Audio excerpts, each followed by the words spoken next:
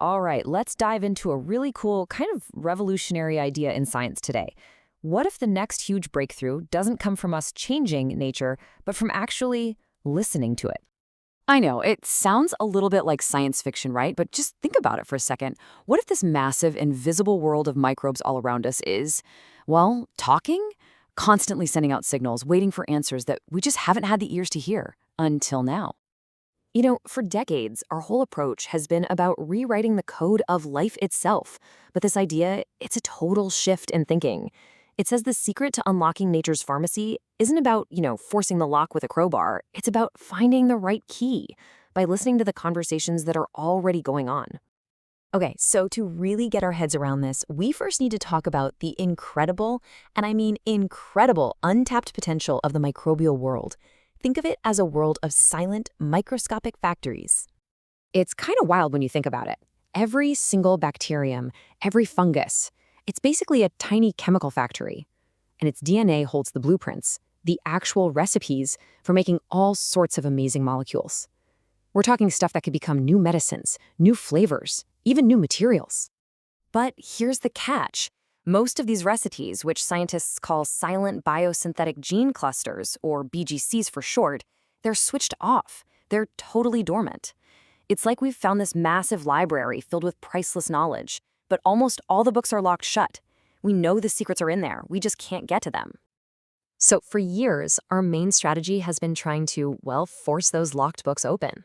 But as you can imagine, that kind of brute force approach, it has its limits. The biggest tool we've had for this is gene editing. You've probably heard of CRISPR, right? Well, scientists have been using it to go in and directly rewrite a microbe's DNA, trying to manually flip the on switch for these silent factories. And don't get me wrong, it's super powerful technology, but it's still, well, it's brute force. Here's a really great way to picture the difference. Gene editing, like CRISPR, is like changing a computer's hardware. You're literally going in and messing with the motherboard. This new idea, called signal-to-molecule, or S2M, is totally different. It's like giving the computer new software commands. You're not changing the machine at all, you're just giving it the right instructions to run a whole new program. And this is where things get really interesting. The S2M idea proposes that nature doesn't use a single, simple key to unlock these factories. No, it uses a password, a specific sequence of events that has to happen in exactly the right order.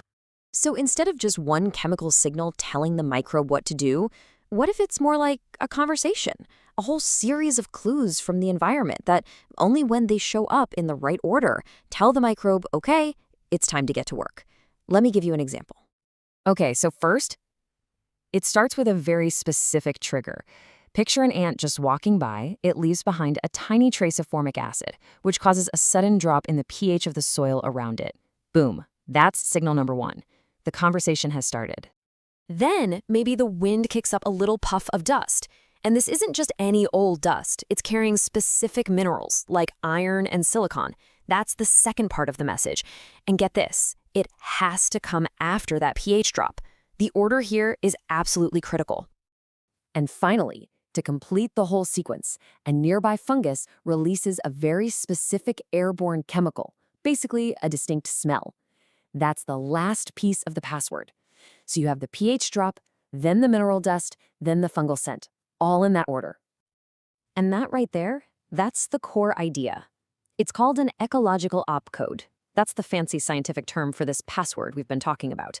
It's a specific, time-ordered sequence of signals from the environment that basically tells a microbe to run a program and turn on one of those silent factories.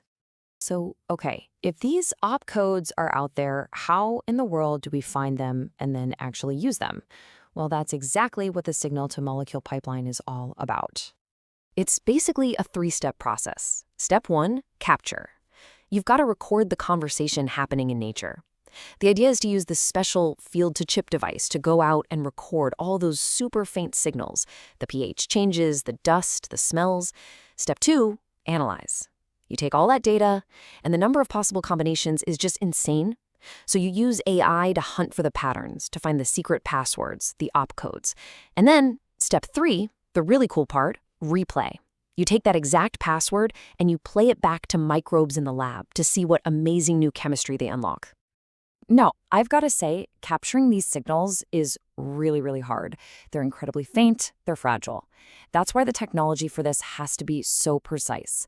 We're talking about things like special traps for airborne scents so you don't lose them, ways to stabilize those crucial minerals in the sample, and a strict cold chain to keep everything perfectly preserved.